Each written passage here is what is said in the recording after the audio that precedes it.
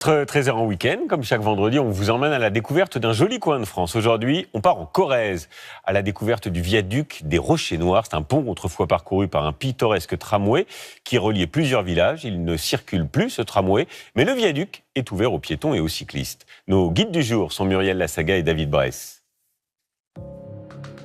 C'est une histoire blottie dans un coin de verdure foisonnante. Celle de la renaissance d'un viaduc ferroviaire, aujourd'hui joyau de la Haute-Corrèze, qui a aussi inspiré un gourmand amoureux de son terroir. Le 13h en week-end vous fait remonter le temps en Corrèze. C'est une route étroite et sinueuse qui mène au viaduc, là où circulait un tramway à vapeur, là où, aujourd'hui, cyclistes et piétons redécouvrent cet ouvrage d'art.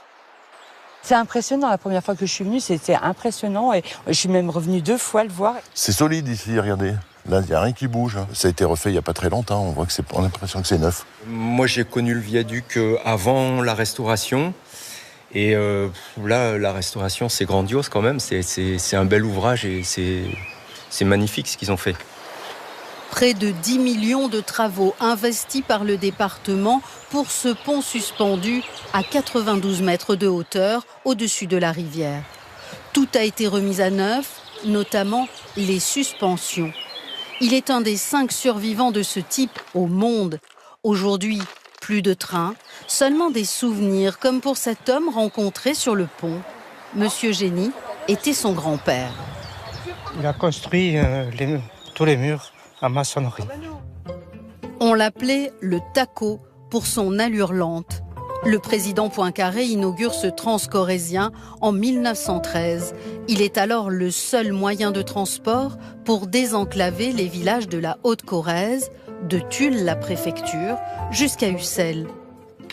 Le père de Roger Freyss était l'un des chauffeurs du Taco. Lui, il avait une casquette en visière qui brillait, je ne sais pas ce que c'était comme matériau, mais enfin ça brillait quoi. Et sur la casquette, il y avait TC,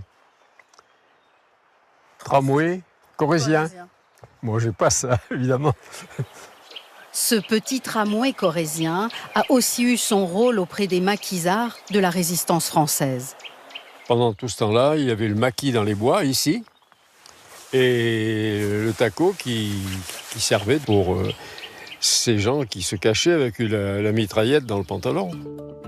En 1959, le train s'est arrêté, le viaduc a rouillé, puis il a été fermé à toute circulation. L'homme de 94 ans fait partie de ceux qui ont œuvré à la restauration du viaduc. Tout comme ce boulanger, à sa façon. Dans son village de 500 habitants, il confectionne depuis 20 ans ces petits sablés sur lesquels il écrit, lui aussi, l'histoire du pont. Là, on voit bien la première pile du pont avec les câbles qui viennent soutenir le tablier. On n'était qu'une poignée au départ. Et donc, on voulait franchement que tout le monde s'imprègne de l'importance de réparer ce pont. Je me suis dit, de mon côté, avec mon gâteau, je vais faire parler ce viaduc. Paris gagné. Les sablés se vendent comme des petits pains. Et le pont a retrouvé son lustre, sa raison d'être. Un trait d'union entre les habitants de la vallée et désormais avec les touristes.